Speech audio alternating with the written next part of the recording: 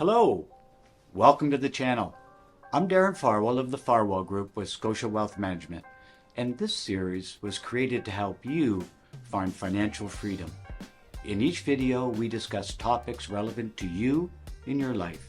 Be sure to subscribe to our channel and click the bell below to receive notifications of our new videos.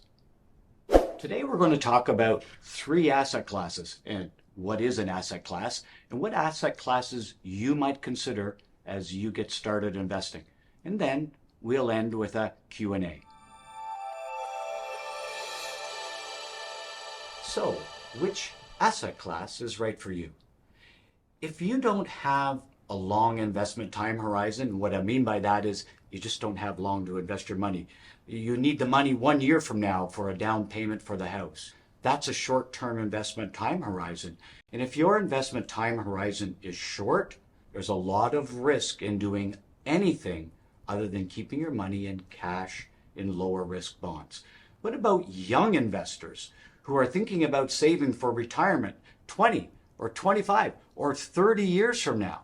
Well, those are the kind of investors who are very well suited for investing in growth, investing in stocks. Why? Because all of history has proven that those kind of investments, prudently invested, properly handled over the long term, will produce the higher rate of return.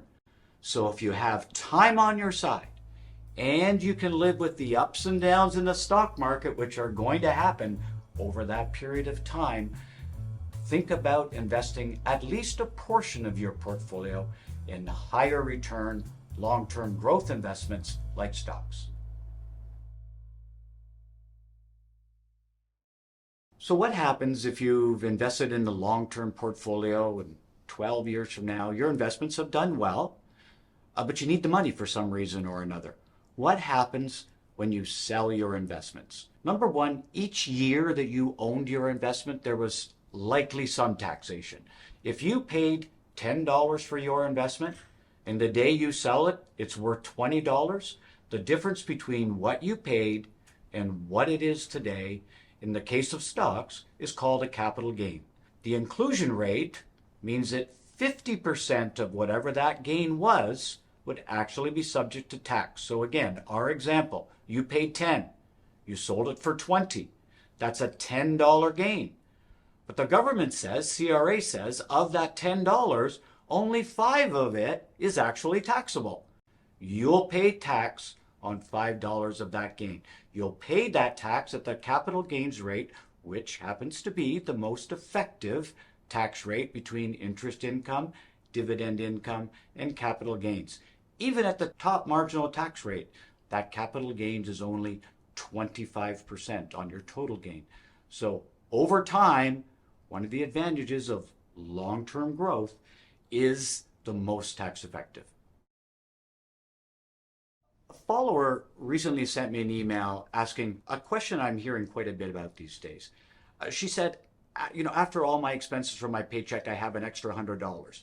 Should I be paying off any debts I have, or should I be using the money to invest?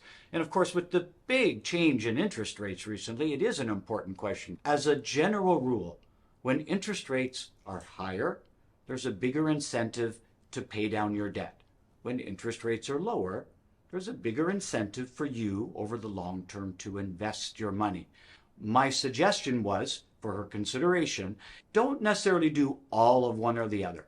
In her circumstances, it did make sense when we talked about it to pay down $75 of debt, but use $25 to keep her long-term investing going, because remember, the important thing about investing is having time. One of the questions I get a lot of is, well, how can I get started? I only have a small amount of money. How do I buy a diversified portfolio of stocks with a small amount of money?